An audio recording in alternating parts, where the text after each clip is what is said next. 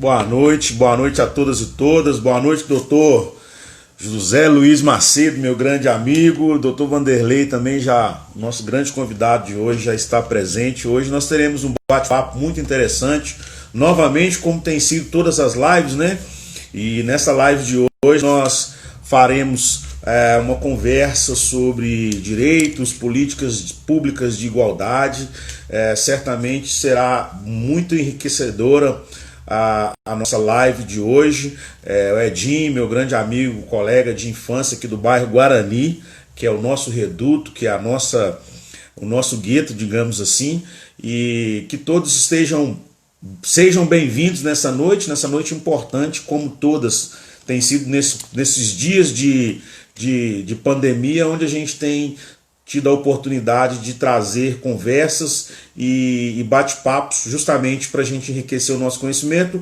Uma boa noite à doutora Isa Moraes, nossa conselheira seccional da OAB Minas, a doutora Luciana Nogueira também, julgadora do TED, Tribunal de Ética e Disciplina da OAB-MG. Eu já vou inicialmente chamar o nosso convidado e tão logo ele entre, eu estarei já fazendo, bem como iniciando o nosso bate-papo hoje. Tenho certeza que muita coisa boa nós ouviremos hoje, nessa noite importante, tendo em vista também o desempenho e as funções já exercidas por esse nosso convidado. Pois bem, a nossa temática sempre pauta pelas questões raciais, mas, sobretudo, falamos sempre num sentido macro, né? Boa noite, doutor Vanderlei. Boa noite, amigo Gilberto. Tudo Você bem? me ouve bem aí? Estou te ouvindo. Você está me ouvindo? Estou te ouvindo. Eu acho que só sua câmera que está ao contrário. Ok. Um A sua... minutinho, só um minutinho que a gente já ajeita isso, ok? Sim, sua câmera está virada. Dá uma ajeitada aí. Enquanto isso, eu vou cumprimentando as pessoas que nos acompanham e que sempre estão comigo. Uma boa noite ao Diego Alcamandi, direto da Alemanha, acompanhando a nossa live, diretamente da Alemanha. Muito obrigado pela presença. Doutor Tiago, de Poços de Caldas, onde amanhã eu estarei também fazendo uma live com a turma lá, bem interessante, essas nossas conversas. Doutor Vanderlei já ajeitou ali, agora tá top, tá filé.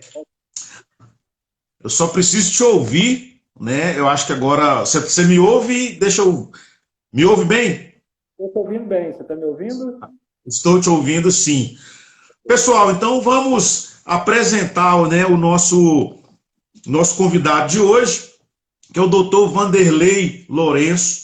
Ele é advogado, ele é escritor e ex-presidente da Fundação Palmares, né? Então, por ser o ex-presidente da Fundação Palmares, certamente nós trataremos muito em relação a essas questões da cultura e certamente com toda a liberdade de falar os períodos sombrios que nós vivemos, tendo em vista aí as questões que têm sido contraditórias no que tange a toda essa história, né? E aí a gente fala de questões de posicionamento referente à história e a toda a preservação que é importante que a Fundação Palmares permaneça fazendo. Doutor Vanderlei, seja bem-vindo, muito obrigado pela sua presença. Obrigado, Gilberto. Eu tenho que agradecer o convite para participar dessa live. Eu tenho visto que você tem trazido aí convidados, né, da maior importância aí, né, sobretudo militantes a favor da nossa comunidade negra. Então é sempre um prazer, uma alegria poder estar conversando com você e é um prazer poder participar dessa live no dia de hoje. Ok, o pessoal só pediu para aumentar um pouco o seu volume. Obrigado pela observação, doutor José Luiz.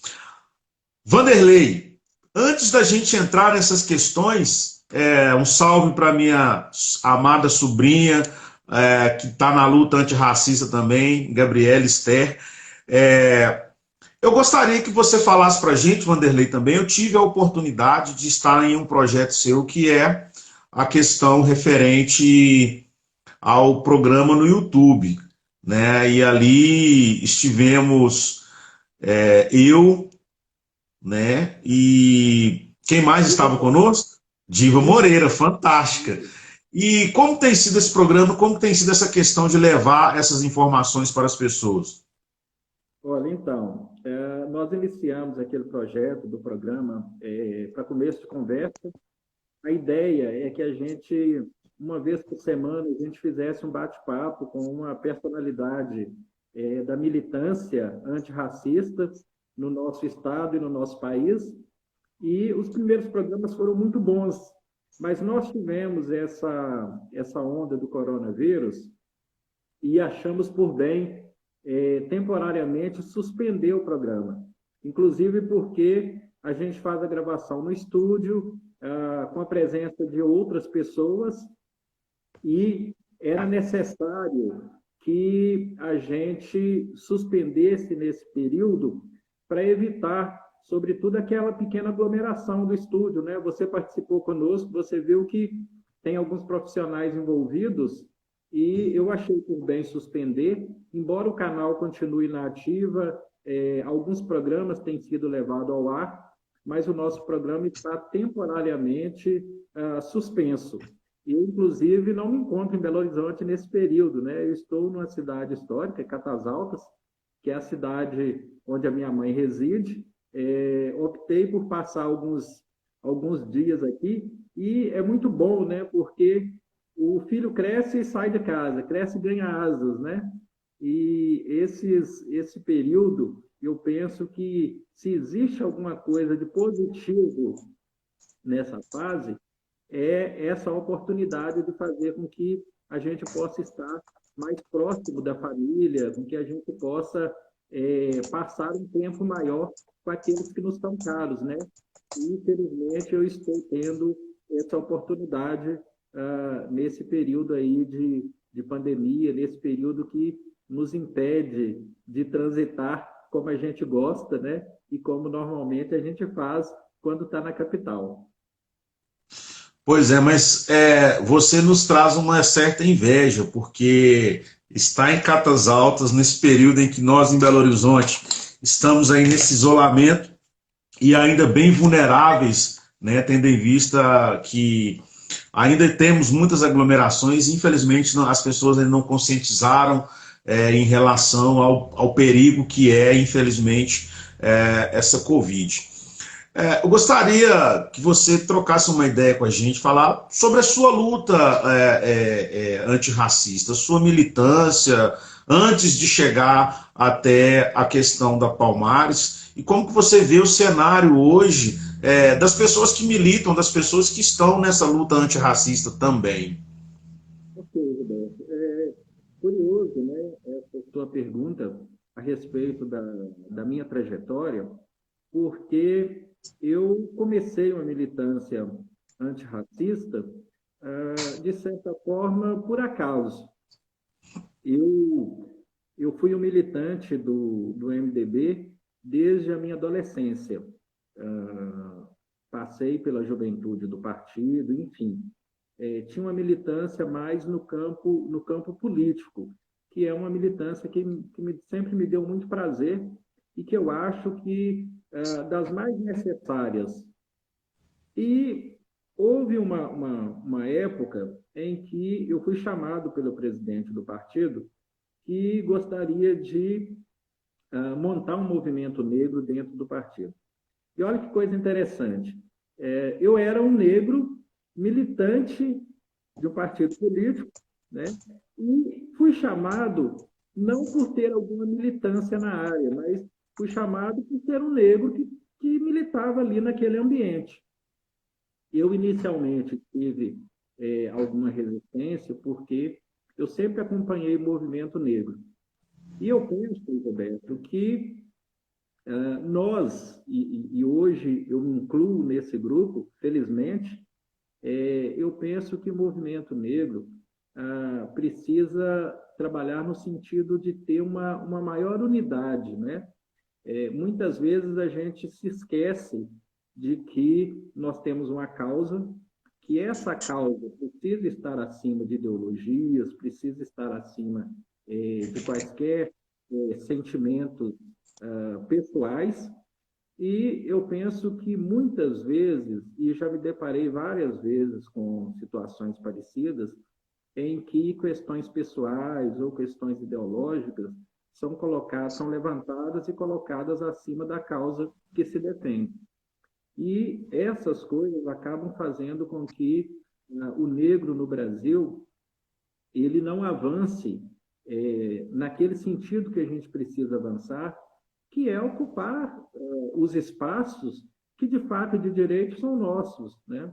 A população negra brasileira é uma população invisível. Ela só não é invisível nas estatísticas negativas daquilo que acontece no nosso dia a dia, né? Quando se fala de assassinato, a maioria das pessoas que estão sendo assassinadas são negras. Quando se fala de alguma patologia, e agora nós estamos vivendo aí esse período de coronavírus, né? Quem mais sofre com essas situações é a população negra. Quando você trata de desemprego, né, os maiores índices de desempregados encontram-se entre negros e negras. Então, o negro, ele, ao mesmo tempo em que ele é invisível para aquilo que interessa no nosso país, né, para o topo aí da pirâmide, do PIB, né, para a participação naquilo que interessa a gente é invisível, mas é altamente visível nas pautas negativas. E essa é uma questão que a gente precisa superar. Eu penso que já passou da hora de superar. Mas, antes de chegar ao ponto de superar, a gente precisa superar algumas divergências internas entre membros do movimento negro, porque uma vez que se milita, uma vez que se tem uma causa e que sabe-se a importância dessa causa, ela precisa ser colocada acima de quaisquer outras questões que sejam menos relevantes ou que sejam pessoais.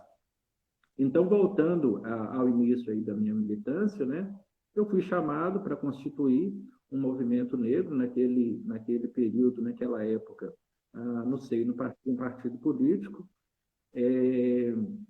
Eu tinha pouca familiaridade com algumas questões que são muito caras para o movimento negro e que hoje, inclusive, são muito caras a mim, a partir do momento que eu passei a conhecer, como, por exemplo, as cotas raciais para o acesso à universidade, né? Era uma pauta que, no momento em que eu comecei a fazer essa militância, era a pauta principal do movimento negro. Eu confesso a você que eu tinha uma certa dificuldade de entender a necessidade de cotas raciais e acho de suma importância colocar isso, porque nós estamos num período, num momento em que essa pauta está voltando à discussão, né? Está voltando a se discutir essa questão, cotas raciais ou cotas sociais. Eu fui um adolescente que nasci e me criei no interior de Minas. Me mudei para Belo Horizonte aos 12 anos para continuar estudando. Morava na periferia de Belo Horizonte e comecei a trabalhar de carteira assinada aos 16 anos de idade. Então, eu morava na casa da minha irmã e eu estudava, trabalhava e recebia, em função do meu trabalho, um salário mínimo. Eu era office boy dos Salesianos. Eu recebia um salário mensal pelo meu trabalho. Eu convivia com diversos colegas desempregados, muitos desses colegas que tinham o pai desempregado, a mãe desempregada, né? E muitos desses colegas, naturalmente, brancos. Então, o meu pensamento, e hoje eu vejo como que a gente comete equívoco ao fazer um recorte dessa questão, olhando apenas para o momento presente, né? Porque as nossas pautas, o que justifica a necessidade de uma política diferenciada para a população negra é justamente as marcas que a história nos deixou. Se não olharmos para trás, se não fizermos um exercício de avaliar o processo histórico, a gente não vai encontrar justificativa, a gente não vai entender a necessidade da luta racial no Brasil, né? E eu, como muitas pessoas e como boa parcela de negros e negras brasileiros, eu tinha essa dificuldade de compreender por que a necessidade de cotas raciais, né? Eu pensava, se o meu colega é branco, está desempregado, o pai desempregado, a mãe desempregada, e eu, embora, negro, mas trabalhando, assalariado, morando na casa da minha irmã e meu cunhado também empregado. Ou seja, aquele meu colega branco estava numa situação de vulnerabilidade maior do que a minha, né? Então, havia uma dificuldade de compreensão por que deveria haver uma política pública que me privilegiasse em detrimento daquele outro cidadão, se a situação de vulnerabilidade dele era maior do que a minha, né? Eu penso que o maior ganho que eu obtive na minha trajetória, na minha caminhada em favor da luta antirracista, foi, num primeiro momento, justamente essa percepção, né, de que eu preciso olhar para a história, eu preciso olhar para trás, eu preciso estudar sobre racismo estrutural no nosso país para que eu entenda a necessidade de políticas públicas que atinjam a população negra. E, a partir dessa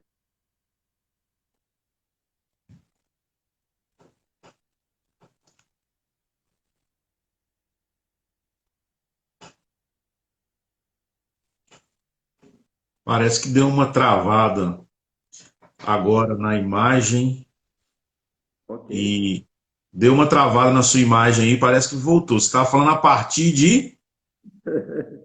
A partir dessa trajetória no partido, eu tive a oportunidade também de participar da Pastoral Afro.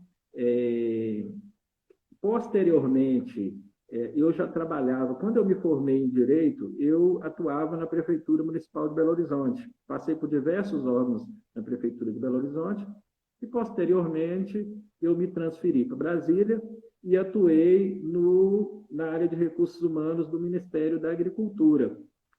Nessa época, eu tive a oportunidade, fui convidado a integrar a Fundação Cultural Palmares. Naturalmente, já conhecia a Fundação Palmares, né? Já sabíamos da importância da Fundação Cultural Palmares como principal organismo de governo responsável por trabalhar políticas públicas na área da cultura negra. E eu tive a oportunidade, então, de uma atuação numa diretoria na Fundação Palmares. Essa atuação nessa diretoria da Fundação acabou por me levar, no ano passado, à presidência da Fundação, né? E a gente traçou uma linha de trabalho, nós traçamos algumas pautas que a gente entendeu que precisavam ser trazidas, principalmente, né, e, sobretudo, dentro da missão institucional da Fundação, que são as políticas de promoção cultural, né? E eu creio que a gente começou a avançar um pouco nessa área no período em que eu estive lá, que foi no ano passado, em 2019, até o final do ano passado. Bom, eu me estendi um pouco, mas eu penso que a minha trajetória, né, para falar um pouco da trajetória nessa área, eu precisava fazer um pouquinho aí desse histórico. Mas, de qualquer forma, Gilberto, eu penso e gosto, né, de ressaltar essa parte desse aprendizado em relação à necessidade de estudar a nossa história, de estudar sobre racismo estrutural, para que a gente entenda a necessidade dessas políticas. muitas pessoas são desinformadas em relação a isso. Em diversos debates, em diversas oportunidades que a gente conversa, pessoas nos perguntam, né, sobre toda essa questão de cota social e etc. Pessoas estão sempre colocando essa questão, e quando a gente conversa e trata desse histórico, né, do que aconteceu com negros e negras no Brasil pós-abolição da escravatura, né, daquele período imediato ali do pós-abolição, as pessoas passam a ter uma percepção de que a comunidade negra realmente precisa ter um tratamento não de privilégio, como alguns estão sempre colocando aí, em que aquilo que atinge a população negra e que é levantado, longe de ser um mimimi, como alguns também gostam de ressaltar, né? Mas parte da necessidade de a gente fazer com que 56% da população tenha visibilidade, enquanto 56% daquilo que a gente observa em todos os setores pelos quais a gente caminha. Entendi, até mesmo porque esse 56%, ele, além dos resquícios da escravidão que permanecem nos dias de hoje, ele merece, no mínimo, o que reza a Constituição Federal, que são os princípios da igualdade, da isonomia, da equidade, e também a obrigação do Estado brasileiro em ter que erradicar a pobreza, né? Segundo reza a mesma Constituição, se o Estado brasileiro ele tem a obrigação constitucional de erradicar a pobreza, ele tem que reconhecer também que no pós-abolição ele também deixou um grupo, uma etnia à margem da sociedade por falta de políticas públicas, por falta de moradia, por falta de educação e por todas essas questões que a gente vê as diferenças existentes e que são as principais formas de opressão que o próprio racismo, desde que ele é instituído, tem como chave principal, que é essa diminuição de uma etnia, e essa diminuição não vem somente por conta de cor, vem também por conta do socioeconômico, que é a grande exploração do racismo. Dentro dessa vertente, você entende hoje que ações afirmativas, elas são reparações históricas? Com certeza. Eu entendo que, quando mencionei agora há pouco, a necessidade desse olhar para o passado, né, para que se entenda como, justamente enquanto reparação.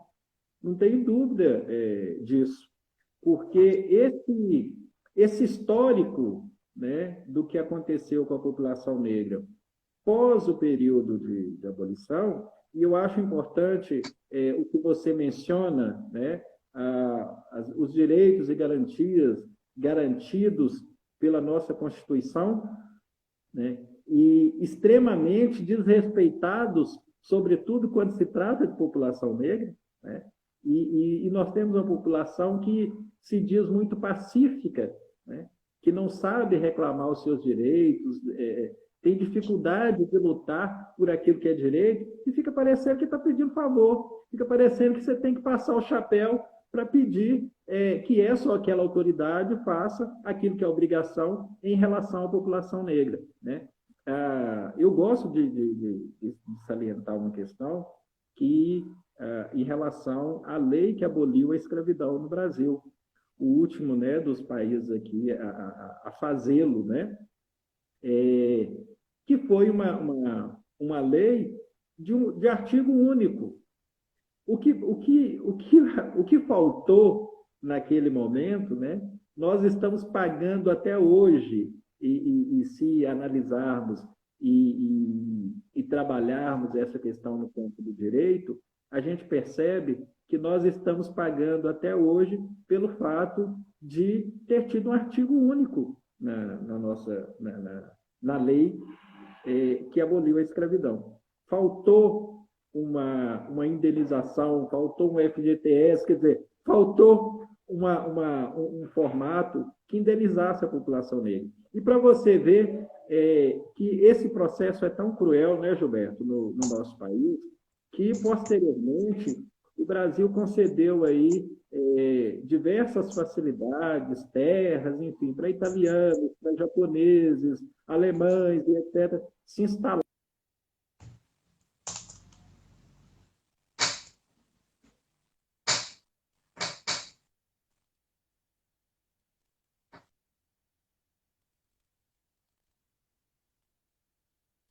Bem, esse horário é um horário que muitas pessoas estão usando a internet e o nosso convidado, como disse, está na cidade do interior, Catas Altas, pode estar tendo algum problema.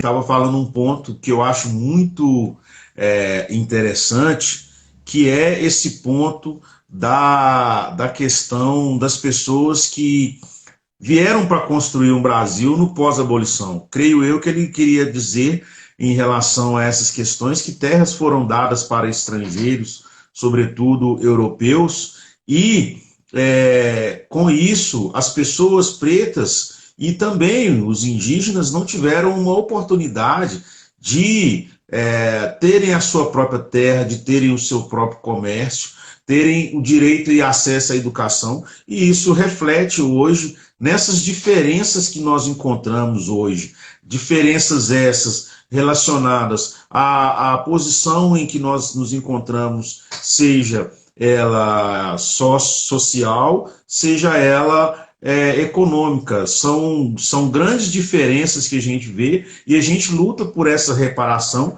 e por essa mudança. Por isso que ele estava falando em relação ao estudarmos a história. Quando a gente trata de questões relativas a questões raciais, a gente não está falando somente do pleito de alguém dizer, poxa, mas esses camaradas só falam de racismo. Não, é importante que nós tenhamos a consciência de que tratar dessas questões, tratar de questões públicas de políticas públicas de igualdade, tratar por busca da isonomia, lembrar do que são os preceitos que estão esculpidos na Constituição Federal, sobretudo nas garantias e direitos fundamentais, é relembrar e rememorar a história e lembrar de um país totalmente opressor. E para isso, nós temos que lembrar também dos acontecimentos de hoje, o que vem acontecendo no dia a dia, o que vem acontecendo com tantas violências e com tantos retrocessos de direito. E aí, uma provocação para quem está nos assistindo, não sei se vocês acompanharam o caso de uma mulher negra que foi pisoteada em São Paulo, nos mesmos moldes de George Floyd, né? E onde está a população brasileira hoje com a comoção em relação àquilo? Quando a gente trata dessas questões, é importante a gente lembrar que não podemos nos ater também somente ao modismo. Por que eu falo ao modismo?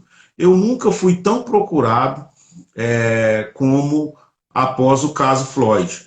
E não necessariamente todas as pessoas que procuraram tinham de fato o interesse de entrar nessa questão da luta antirracista. Nós não podemos confundir uma questão séria, que é a luta contra o racismo, que é a busca por igualdade, por uma questão de momento, né? Vidas negras importam é uma frase impactante, forte, mas que também não pode ser comercializada e ser tratada dessa forma que muitas pessoas vieram a tratar com essa questão midiática e que atingiu o mundo inteiro.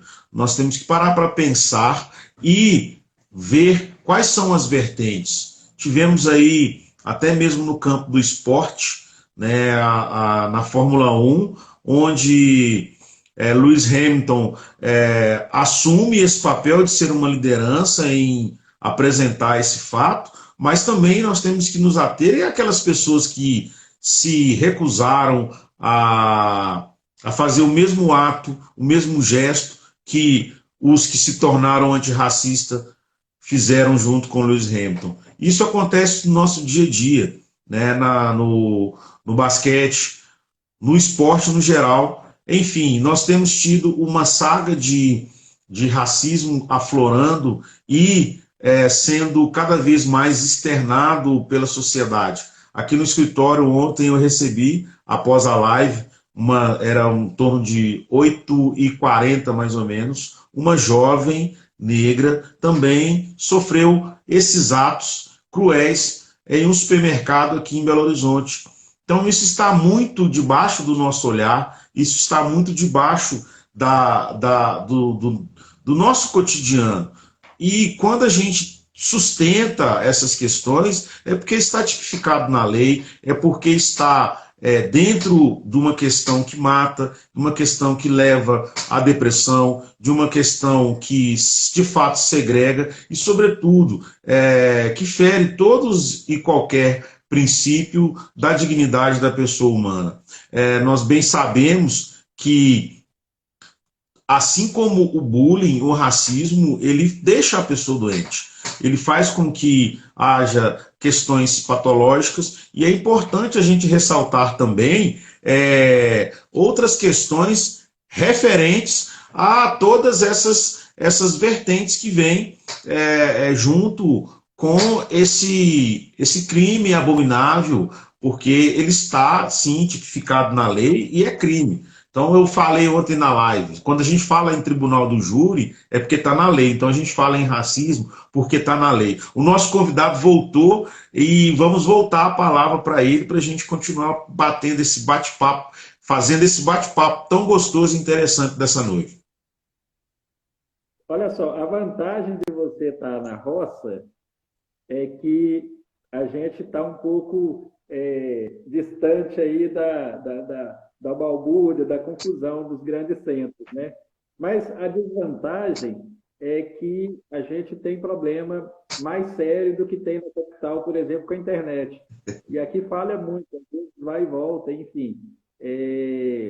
Eu não sei até onde deu para me ouvir, porque teve um período que pareceu que havia travado, mas eu não sei até onde eu falei. Você consegue me Na verdade, eu fui emendando o que você falou, o que você tinha parado, você começou a falar das questões dos italianos. Eu até explanei essa questão dos europeus terem recebido terras, mas continue para nós, por gentileza. Não, ok. Não, eu estava dizendo justamente isso, do quanto é cruel você ter um país formado pela população negra, né? E que você não tem nenhuma... Você não tem um processo, né, de formação aí da sociedade, você é completamente desconhecido, né? E, ao mesmo tempo, você vê que outros povos recebem incentivos, sobretudo, para fazer aquilo que você vinha fazendo desde a formação do país. É uma situação bastante injusto, né? Mas é muito cruel isso tudo. E eu reputo, tão cruel quanto, ou talvez até mais cruel ainda, né? Que a gente, justamente em função desse racismo estrutural que permeia aí o nosso país, né?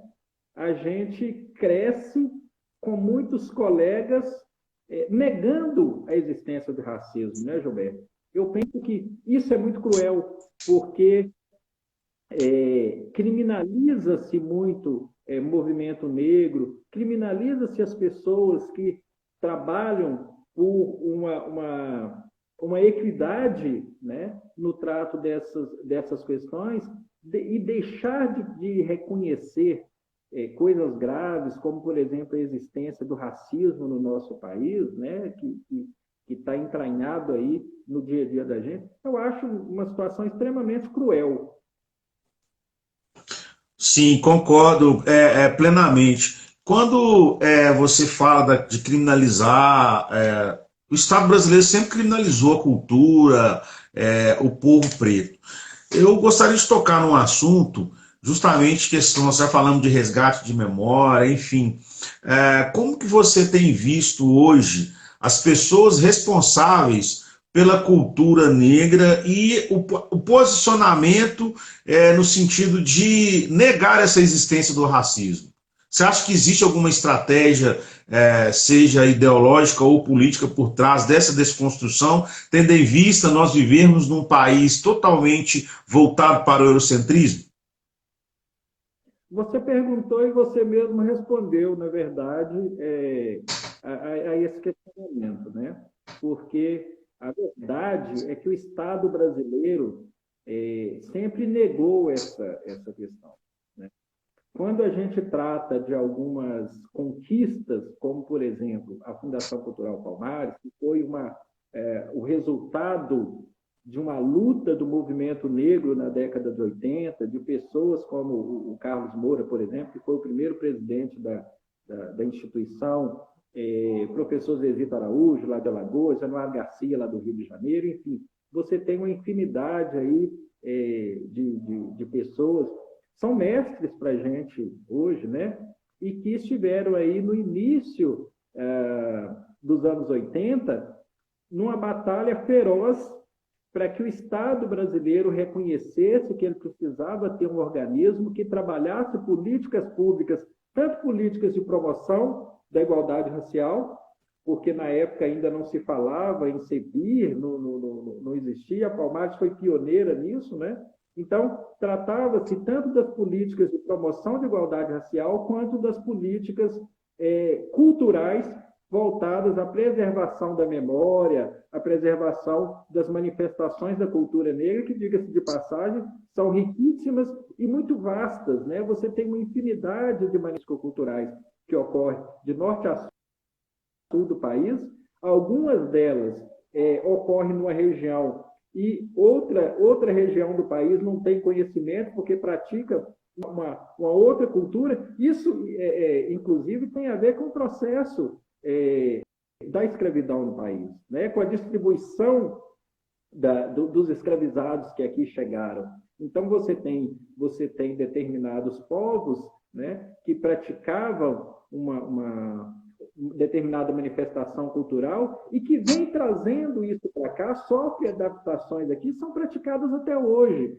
E a gente tem outras regiões do país, povos que vieram de outra parte de África, né, e que traz outras manifestações e que também são praticadas até hoje. E essas manifestações, elas merecem naturalmente serem conhecidas, serem documentadas, serem preservadas. E interessa, e eu penso que interessou desde sempre ao Estado brasileiro, desconhecer isso, porque isso faço até um link com a discussão anterior. Essa coisa do eurocentrismo. Você incentiva o europeu, né? Ao mesmo tempo, você vai encostando, né, ou deixando de qualquer jeito o negro. Você vê uma história, a gente estuda, né, desde muito cedo na escola, a gente estuda sobre o Império Romano. Você já viu, Gilberto, alguma vez, né, os professores de história falarem sobre um império, sobre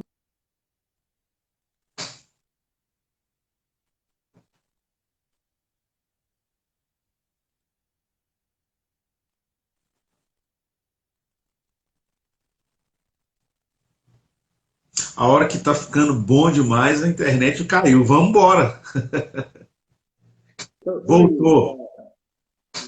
Bom, mas o questionamento é: você já viu algum professor de história tratar em sala de aula sobre a história de África, né? Mas a gente vê falar do Império Romano, a gente estuda Egito Antigo, né? Agora, as nossas origens, as nossas raízes, elas são deixadas de lado e de forma coordenada, né? Então, eu penso que não é um problema só da atualidade. Eu penso que o Estado brasileiro sempre trabalhou, sempre jogou contra essa pauta. existe um interesse muito grande, e por isso eu reputo que é da mais alta necessidade que o movimento negro trabalhe unido nessas questões para que a gente possa avançar, porque você não luta apenas contra o seu vizinho que é racista, contra o cara que você encontra ali na esquina que é racista, contra o racista que tem na sua família, ou contra o racista que tem dentro de você.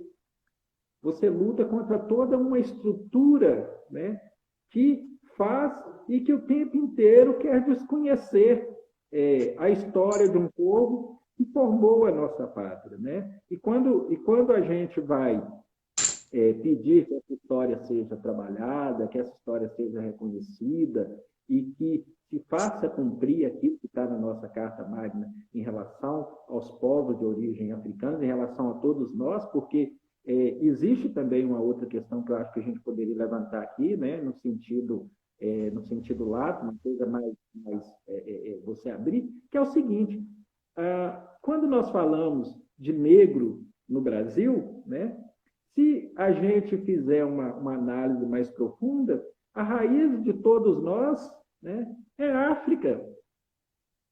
Todo mundo é negro no Brasil. Se a gente abrir um pouquinho, né, o leque dessa discussão. Lamentavelmente, a gente precisa fazer uma discussão sobre as questões que se referem à cor da pele, porque é a cor da pele que determina o seu lugar na sociedade.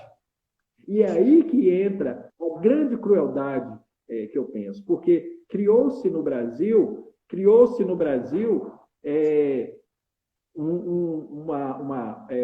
povos de primeira e de segunda classe, né? É contra isso, é contra esse estado de coisas que precisa se insurgir, né? Mas a gente precisa, eu penso que são duas questões, dois espaços em que isso precisa ser muito bem trabalhado. O primeiro é a área da educação. Esse déficit gigantesco que o Brasil tem na área da educação é o principal responsável pela penúria da população negra no nosso país.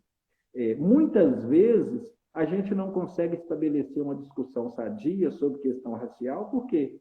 Porque pela ignorância das pessoas, a ignorância de forma geral, né? Então, essa é uma das questões que eu acho que precisa trabalhar. E a outra questão, Gilberto, é a questão econômico-financeira, né? O negro endinheirado no Brasil, né, ele deixa de ser negro.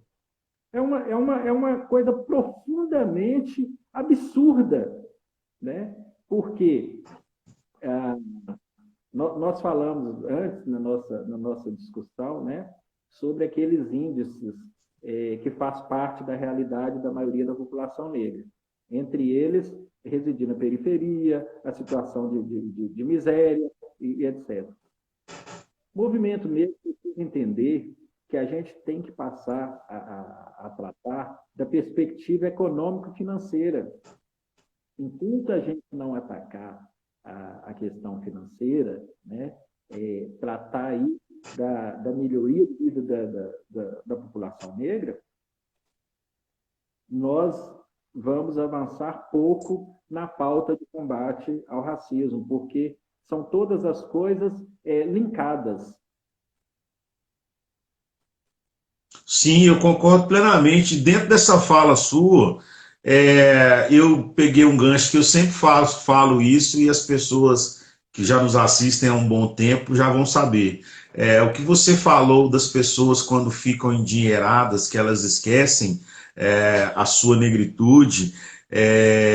Jorge Aragão ilustrou isso muito bem quando ele tem a música que ele fala: se preto de alma branca para você é o exemplo da dignidade, não nos ajuda, só nos faz sofrer e nem resgata a nossa identidade. E isso é uma realidade, isso é fato, né? Então nós temos que sempre lembrar do que você falou no começo, que trata-se sobretudo da unicidade, da unidade. Eu acho que a unidade negra ela deve ser uma constante.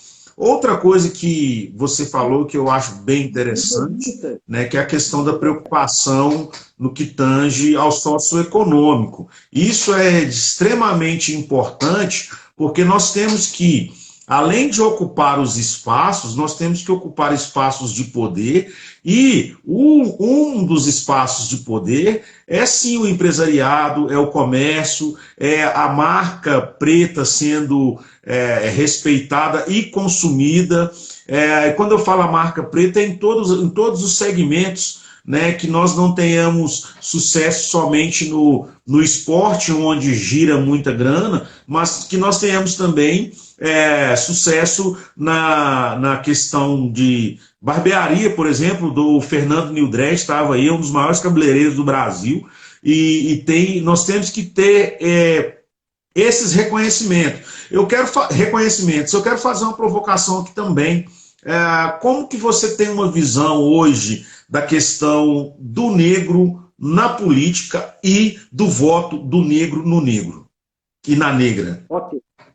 Você me permite, antes, só retornar um pouco para fechar uma discussão que eu penso que eu deixei um pouco em aberto, quando você fala da questão do Estado brasileiro, né, da importância da pauta para o Estado brasileiro.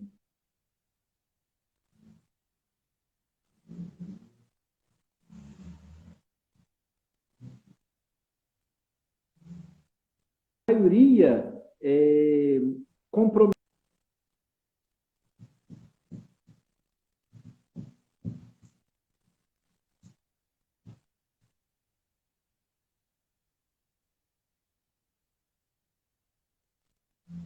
Pessoas levantam, mas existe Palmares, existe CEPI e etc. Ora, primeiro, existe Palmares e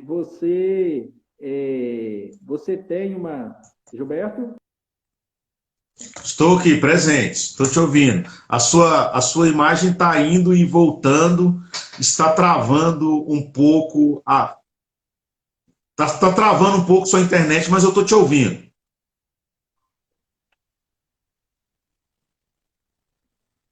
Você me ouve?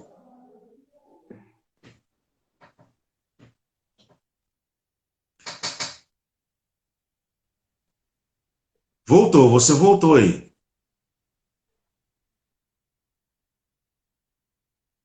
Bem, eu acho que está tendo algum problema, novamente, com a questão da internet, a hora que o assunto estava ficando sobremodo muito interessante, que é falar dessas questões que a gente ia voltar dentro da questão político-econômica, que a gente ia falar dessa questão da política que envolve o Brasil num todo. Enfim, o Vanderlei volte o mais rápido possível. Agora eu vi que a conexão dele de fato caiu. E eu quero mandar um abraço para o Alexandre Chu, meu grande amigo de infância e de adolescência. Tratar dessas questões, eu vou até tentar fazer uma nova live com o Dr. Vanderlei, porque eu quero explorar e quero trazer essa visão mais macro dentro das questões políticas, sociais, a gente entrar numa questão de política de igualdade muito, muito forte, né? A gente entrar nessa questão de trazer para todos nós essa perspectiva dentro do que ele estava falando. Então, assim, é importantíssimo a volta dele agora, e se cair, assim que encerrar, que nós vamos entrar mais uns 10, 15 minutos. Pode permanecer, doutor Vanderlei.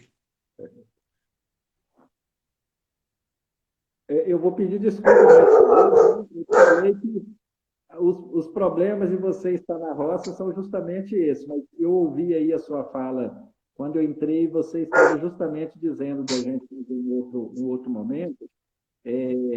Eu acho bacana fazer mais adiante. Provavelmente eu vou estar em Belo Horizonte, vou estar com a internet melhor. Mas eu estava falando sobre aquela questão do Estado brasileiro, né, dessa pauta não ser importante para o Estado brasileiro. Você vê que os orçamentos dos órgãos que tratam da questão racial no Brasil, eles são os menores orçamentos. eles perdem o orçamento da cultura, que historicamente tem o menor orçamento da Esplanada.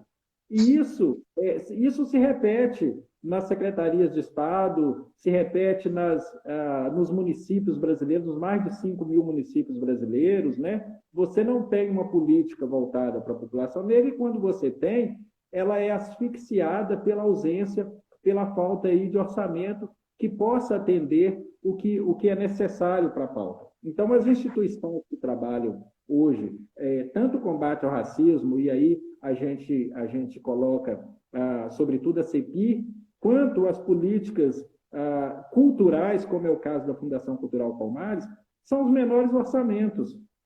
Não dá para você trabalhar nenhuma pauta sem orçamento. Isso já é uma amostra do desinteresse do Estado brasileiro. E falando de orçamento, é importante a gente salientar aqui todos os governos que nós tivemos até hoje teve um tratamento muito aquém de qualquer expectativa nessa área. Todos. O orçamento desses órgãos ele é decrescente desde que foram criados, que foram instituídos. Volto a dizer, tanto da Palmares quanto da CEPI. A Fundação Cultural Palmares, quando ela nasceu, em 1988, tinha mais de 160 servidores. Né? Hoje, servidores efetivos, ela tem 24. Né? Ela conta com um número maior de servidores porque tem terceirizados, servidores cedidos, estagiários, enfim. Mas de mais de 160 para 24. Isso mostra que houve um descaso absoluto de todos os governantes que vieram aí na sequência da criação da Fundação de 1988 até os dias de hoje. Ao contrário do que se prega, porque convencionou-se a achar que a pauta, né, que a questão racial é pauta de esquerda e etc. A população negra, a população quilombola e etc., eles não estão preocupados com questão de direita ou de esquerda, eles querem que a política pública chegue até eles, e não está chegando, essa é a verdade. Né? Essa discussão também, Gilberto, eu penso que ela precisa ser enfrentada sem paixão. Questão racial não é pauta de direita nem de esquerda, é pauta do povo brasileiro, a necessidade de que toda a população brasileira esteja envolvida, esteja ciente, né, de que é um problema real e de que esse problema real precisa ser atacado, e é preciso de todo mundo. Não tem essa coisa de que é branco, é negro, existe o Dia da Consciência Negra, eu vou criar o Dia da Consciência Branca e não sei mais o quê. Essa ignorância que a gente que tem no nosso país, e é importante que a gente ressalte de novo, essa ignorância que é incentivada pelo Estado brasileiro desde sempre, né? Ela precisa acabar, ela precisa se avançar nisso. Enquanto a gente fica discutindo aí, direita, esquerda, é militante daqui, é militante dali, o governo A não pode atender porque as pessoas são militantes daqui e dali, ou o governo B não pode atender porque ele vai jogar para seu povo, etc. As pessoas estão passando fome. Eu visitei quilombos, sobretudo na região norte e nordeste do nosso país, em que as pessoas estão, quando a gente fala de miséria, a gente não conhece determinadas comunidades quilombolas que você não tem sequer acesso. E não precisa ir longe, não. Eu falei aqui do norte e nordeste do país, mas vamos falar do norte do nosso estado. Vamos falar ali do Vale do Jequitinhonha, que tem comunidades quilombolas ali, em situação absoluta de miséria. Poder público, Gilberto, não chega nesses locais. Governo não chega nesse local. Não é governo de direita, não, nem direita, nem esquerda. Nenhum deles chega nesse local. Né? Precisa chegar. E para aquela população não importa quem está chegando. Importa que chegue. Né?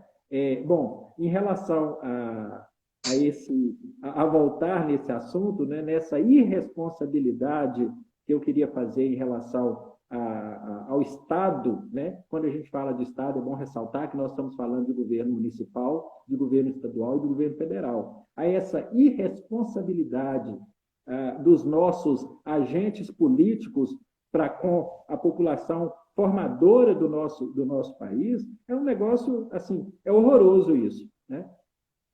Agora, para entrar no outro questionamento que você fez, quando eu caí, você me pediu para ressaltar, me lembra aí, por favor. Nós temos mais 4 minutos de live, então vai ter que ser rápido. Eu falei sobre a questão da conscientização de pessoas pretas votarem em pessoas pretas e a ocupação do preto na política. Isso também é uma coisa que, de acordo com tudo que nós discutimos aqui até agora, né, dá para perceber de onde vem isso. Da ignorância e da nossa formação. Né? Negro não vota em negro. E não vota em negro, sobretudo, porque o negro acha que aquele negócio daquele George Floyd, né, que aquelas coisas acontecem lá nos Estados Unidos, tanto que quando acontece nos Estados Unidos, causa comoção em todo o território nacional. Agora, outro dia, uma patroa deixou um menino dentro do elevador, sozinho, uma criança negra e etc., você vê uma comoção que não é uma comoção generalizada como deveria ser. E a nossa comoção, ela começa hoje, ela termina amanhã, Gilberto. Né? Os políticos no Brasil, de forma geral, político com mandato, porque político todos nós somos, trabalham muito com essa perspectiva. As pessoas esquecem muito rápido. Acontece alguma coisa hoje, né? Está todo mundo aí, ou está uma parcela da população brigando ou reproduzindo, e a gente reproduz muita coisa aí nas redes sociais. Reproduzir coisa simplesmente em rede social, desde que não seja fake news também, bom que se diga, mas reproduzir coisa em rede social por si só não adianta nada, não.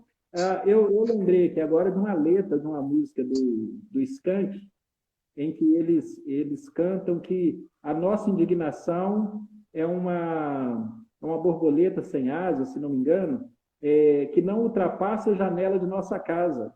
A nossa indignação hoje não ultrapassa as páginas de redes sociais, né? E aí, como não ultrapassa, né, não vai a lugar nenhum, o que acontece? O negro não vota no negro, por quê? Porque ele mesmo não se reconhece negro. Tem uma infinidade aí de jogadores de futebol, de músicos, de artistas das mais diversas áreas e etc., que você pergunta para ele, né, qual que é a posição dele em relação a racismo, se já sofreu racismo na vida e etc., o cidadão vira e fala assim, não, eu nunca sofri, até porque eu não sou negro. Então, eu penso que essa ignorância que a gente tem, e volto a dizer, incentivada pelo Estado brasileiro, da forma mais cruel possível, né? Essa ignorância que a gente precisa combater. E aí eu volto a dizer, refuto, é imprescindível que o movimento negro trabalhe de forma coordenada, trabalhe unido, esquecendo essa coisa de denominação, né? Porque você tem uma infinidade de denominações de movimento negro aí, e nós temos vários movimentos que um não conversa com o outro, porque não gosta do fulano que está lá, não gosta do Beltrano que está lá, e etc. Enquanto isso, né, as pessoas estão morrendo aí. A juventude negra está morrendo no Brasil todo dia. É a parcela da população que mais morre e, lamentavelmente, a parcela da população que mais mata. É outra coisa que a gente precisa enfrentar, Gilberto, porque a gente fala o tempo inteiro, né, do genocídio contra a população negra, contra a juventude negra. Mas a população negra, a juventude negra, é também a que mais mata, né? E por que isso acontece? Essas coisas, uma hora de conversa é muito pouco, né, para tudo que a gente precisa tratar. E você vê que, à medida que a gente vai desenvolvendo o assunto, a nossa indignação vai crescendo também, né? Ela vai crescendo, porque você começa a discutir, você começa a enxergar tanta coisa que no momento você não está pensando, que a gente vai ficando mais indignado. Agora, negro... Vanderlei, a hora que o papo está mais maravilhoso, faltam 10 segundos para encerrar. Você topa voltar? Eu agradeço, vamos combinar aí um retorno, ok?